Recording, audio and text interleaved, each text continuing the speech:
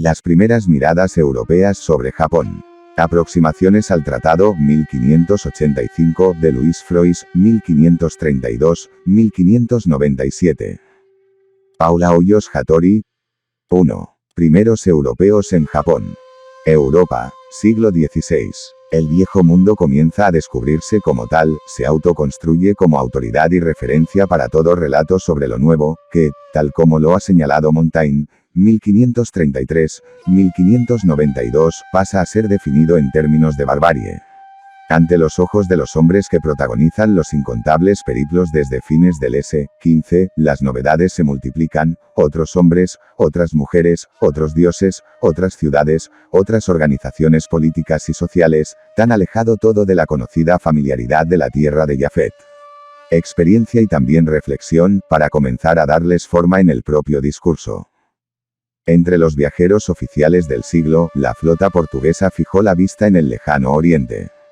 Primero, la circunvalación del África gracias a Vasco da Gama 1497-8, luego, la prolongación del recorrido hasta las remotas tierras del Gran Khan y del Cipango de Marco Polo, 1254-1324, solo conocidas en Europa como un rumor, acaso un aliento imaginario para los intrépidos navegantes. Hacia 1543, según las dos versiones que existen, cuya veracidad la historiografía no ha logrado aún dirimir, o bien un grupo de comerciantes, o bien el mismísimo Fernão Mendes Pinto, c. 1510-1583, Oliveira e Costa, 2000, hicieron piedras un naufragio en una pequeña isla, era Tanegashima, que hoy forma parte de la prefectura de Kagoshima, Kyushu, y esos fueron los primeros pasos europeos sobre territorio japonés. Las consecuencias de este primer encuentro han sido, por supuesto, múltiples. La principal, a mi entender, fue la posterior reunión entre Méndez Pinto y San Francisco Xavier, 1506-1552, en Malaca, Malasia, en 1547. Pues entonces el navegante comentó al jesuita sobre la existencia de aquel archipiélago, y este decidió intentar llevar hasta allí las fronteras del mundo cristiano. Así, el 15 de agosto de 1549 el santo arribó a Kagoshima, dando el puntapié inicial a la acción de la Compañía de Jesús en Japón. La predisposición e idiosincrasia de los japoneses hizo creer a Francisco Xavier en la buena fortuna de la misión en esas tierras, lo cual dejó plasmado en sus primeras epístolas desde Kagoshima. Son la mejor gentilidad, que hasta ahora está descubierta. Cit. En Richmond Ellis, 2003,156. Sin embargo, sus observaciones fueron apenas preliminares, limitadas tanto por su desconocimiento del idioma de esos gentiles como por la brevedad de su estadía en el país. Otros jesuitas arribaron luego para proseguir las tareas de evangelización e iniciaron, algunos sin siquiera pretenderlo, los intentos por comprender esa alteridad, ponerla en palabras, retratarla. Entre estos, se destaca la figura del portugués Luís Frois, 1532-1597. Célebre por su extensa historia de Japón, obra en la que relata los avatares de la misión en el archipiélago entre 1549 y 1593, Frois se embarcó hacia India en 1548 y arribó a Japón en 1562, donde vivió el resto de su vida. Su relación con la cultura local fue sin dudas tanto más estrecha que la del apóstol de las Indias, y llegó a tener conocimientos avanzados de japonés. Loureiro, 2001. El presente trabajo se centra en el tratado en que se contienen muy sucinta y abreviadamente algunas contradicciones y diferencias de costumbres entre la gente de Europa y esta provincia de Japón. Firmado en 1585 en Katsusagarima, Kyushu, cuya primera edición moderna apareció recién en 1955, de la mano del estudioso Joseph Franz Sutte. En este texto, el jesuita lleva a cabo un ensayo de comparación cultural que, si bien a primera vista resulta múltiple y asistemático, manifiesta un modo posible de comprender la alteridad de la cultura japonesa en el específico contexto de la expansión ultramarina europea del siglo XVI. 2. Un tratado descentrado. El tratado es un texto breve. El manuscrito original cuenta con 40 folios, escritos sobre papel japonés de 16 por 22 centímetros, Vide García, 1993 en 27. Organizado en 14 capítulos de estructura similar, párrafos de una oración compuesta, en las que se compara una característica o costumbre de los europeos y los japoneses. Cada capítulo toma un tema específico, por lo que forman en su conjunto una variedad de gran amplitud: los hombres, las mujeres, los niños, los religiosos, los templos e imágenes religiosas, los hábitos alimentarios, la guerra, los caballos, la medicina, la escritura, la arquitectura, la navegación, las artes escénicas, así como otros elementos que el jesuita explicita que no pudo sistematizar bajo una etiqueta más general. Ahora bien, ¿qué idea construye Freud sobre Japón, a través de esta pluralidad de observaciones, acaso asistemáticas, en cada elemento a comparar, parte de la superioridad europea como presupuesto? En primer lugar, entendemos que Freud construye una mirada que pretende ser descriptiva de esos elementos disímiles que se concatenan en aparente desorden, más que interpretativa o de condena moral. En el título mismo del tratado, define su obra como un compendio, sucinto y abreviado de diferencias entre las costumbres europeas y las japonesas. Una estructura fragmentaria resulta la única posible para poder llevar a cabo tal tarea. De modo que el jesuita anticipa lo que no habremos de encontrar en su texto, una tesis general para comprender lo japonés. Como primera consecuencia de este rasgo fundamental del tratado, podemos señalar la consecución por parte del autor de un tono de neutralidad moral muy alejado al que, por ejemplo, sostiene San Francisco Xavier en algunas de sus epístolas. A modo de ejemplo, cuando en el capítulo 3 Freud aborda el sensible tema de los hábitos sexuales de los monjes, del cual el santo se vale para legitimar la necesidad de la conversión en el archipiélago, Freud solo se limita a señalar: nuestros maestros enseñan la doctrina, santas y virtuosas costumbres a los niños, los bonzos les enseñan a tocar instrumentos, cantar, jugar, esgrimir espadas, y con ellos hacen sus abominaciones. Esta observación, inserta entre otras 23 a propósito de las características de los niños en ambas sociedades, pierde evidentemente el peso moral que el santo le había dado. Dice San Francisco Xavier en su epístola del 5 de noviembre de 1549, menos pecados jalo en los seculares, y más obedientes los veo a la razón de lo que son los que ellos acá tienen por padres, que ellos llaman bonzos, los cuales son inclinados a pecados que natura aborrece, y ellos lo confiesan y no lo niegan. Tienen estos bonzos en sus monasterios muchos niños, y con estos comenten sus maldades. De estas cosas me espanté mucho. Zubilaga, ed. 371-372. En otras palabras, siguiendo la propuesta de Sergei Grusinski, en el tratado, muchos rasgos paganos se consignan sin juicio: la incineración, los hábitos de los monjes zen, los rituales del bautismo local, los soportes de las imágenes veneradas. 2010 en 194. Una segunda característica también fundamental del texto, que da cuenta de un posicionamiento ideológico del autor, peculiar dentro del seno de la Compañía de Jesús, es que las diversas observaciones no guardan una relación lógica entre sí. Esto implica que Freud no indica una característica japonesa en particular como causa o base general de las diferencias culturales con Europa. Esta ausencia resulta elocuente al tratarse de un escritor jesuita, pues el culto pagano es, como los hábitos de los bonzos, simplemente una cuestión más, que aparece recién en el capítulo 4, inmersa entre otras, acaso más superficiales, como la participación de los religiosos japoneses en representaciones dramáticas y festejos. Nuestros religiosos no acostumbran cantar ni tocar instrumentos en autos y farsas profanas. Los bonzos tienen esto entre sus manías y en ellas acostumbran a recrearse. Nosotros tenemos por fe la gloria y pena futura y la inmortalidad del alma. Los bonzos zensu negan todo esto y dicen que no hay más que nacer y morir. Nosotros profesamos un solo Dios, una fe, un bautismo y una iglesia católica. En Japón hay 13 sectas y casi todas discrepan en el culto y la adoración. Nuestros religiosos, si anduviesen con abanicos dorados en las manos, serían tenidos por locos. Los bonzos, por honra, cuando predican y salen, han de llevar un abanico dorado en la mano.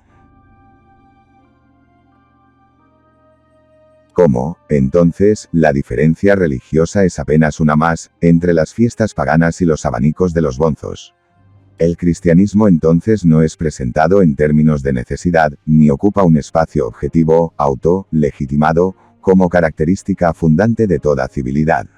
La centralidad de la cristiandad, ese otro nombre con el que se conocía en el siglo XV a Europa, Parry, 1975, se ve así sutilmente silenciada, desplazada. Y los criterios que allí se sostienen, también, la locura, como la civilización, e incluso el pecado, Oliveira e Costa, 2436, son relativos. Entre nosotros, los saltos en las hojas y tirar los panderos en el aire es costumbre, a ellos les resulta extraño y lo tienen en nosotros por locura y barbarie.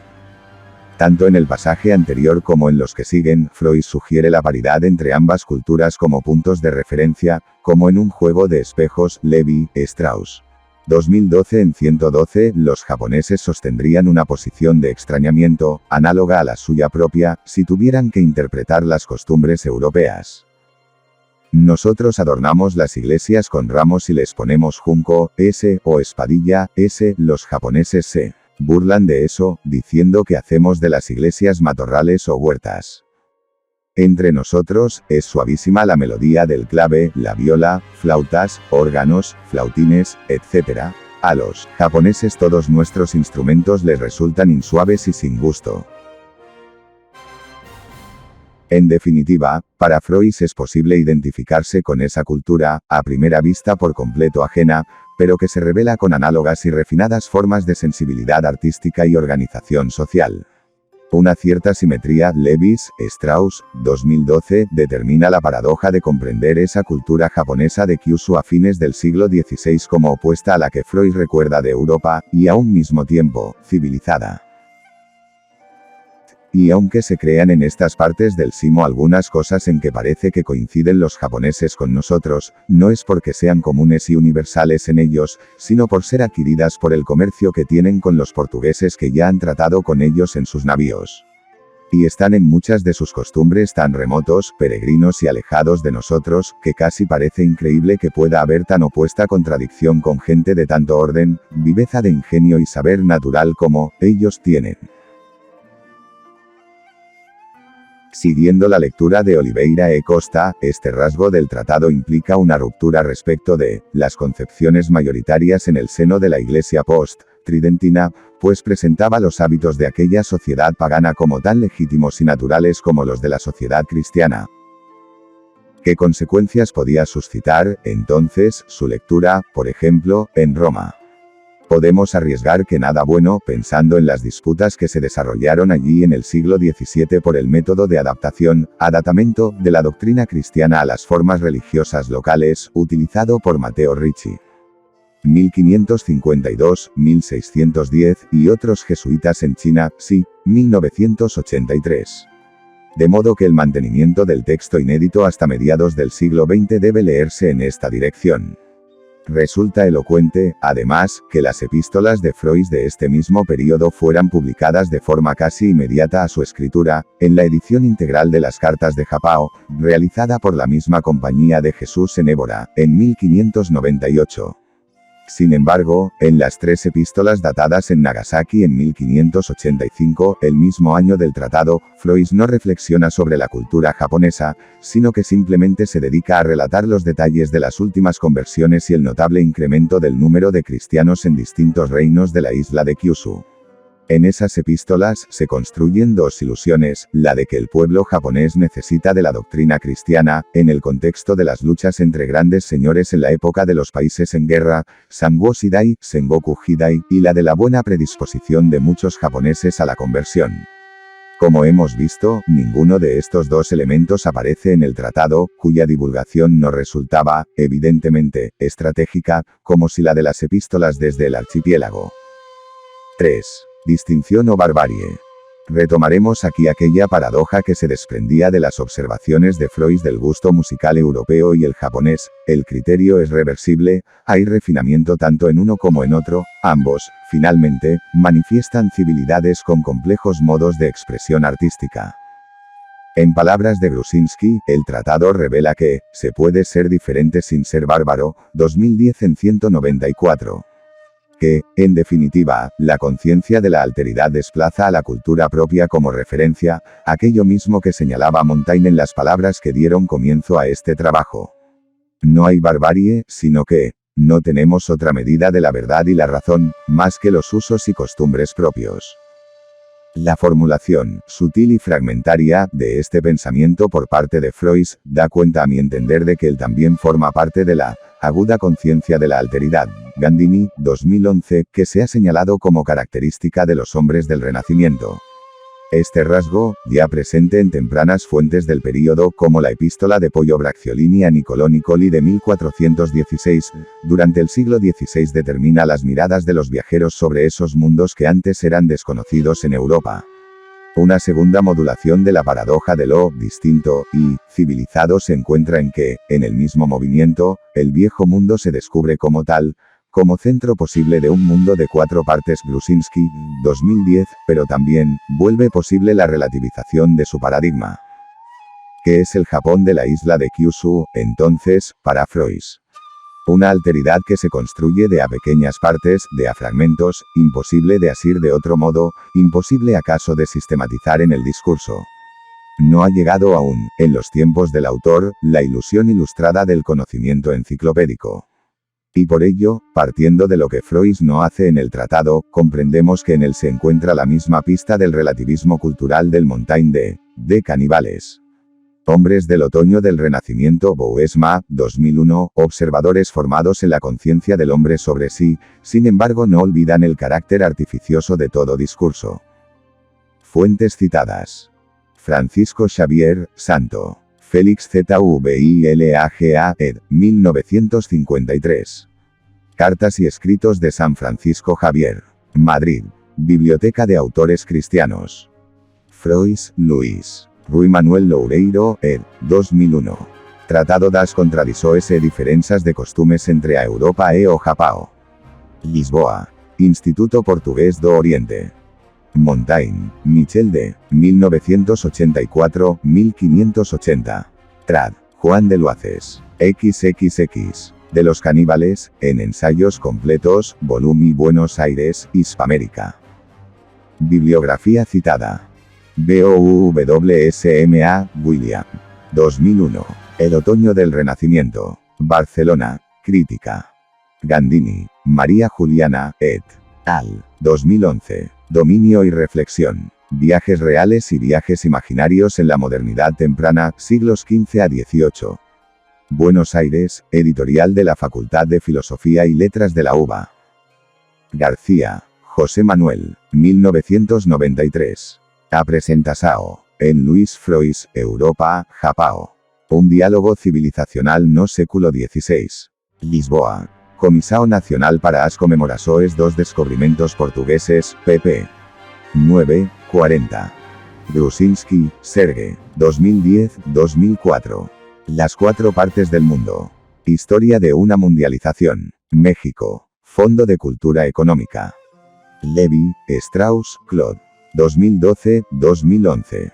Domesticar la extranjeridad, en la otra cara de la luna. Escritos sobre Japón. Buenos Aires, Capital Intelectual. Loureiro, Rui Manuel, ed. 2001. O Encontro de Portugal como Japão, 1543-1639, en Luis Freud, Tratado das Contradições e Diferenças de Costumes entre a Europa e o Japão. Lisboa. Instituto Portugués do Oriente, pp. 13, 54. Oliveira e Costa, João Paulo. 2000. Japão. E.M. Oliveira Marques, dir. Historia dos Portugueses no Extremo Oriente. Lisboa. Fundação Oriente, pp. 379-447. Parry, J.H. 1975-1949. Los límites de la cristiandad en 1415, en Europa y la expansión del mundo. México. Fondo de Cultura Económica. Richmond Ellis, Robert. 2003. The Best Tools for Discovered, The Japanese in the Letters of Francisco Xavier, en Hispanic Review, volumen 71, N grado 2, Spring 2003, pp. 155-169. Xi, Joseph. 1983. Y el método misionario di Matteo Ricci. La Civiltà Católica, Anno 134, volumen 1, Roma, pp. 141-150.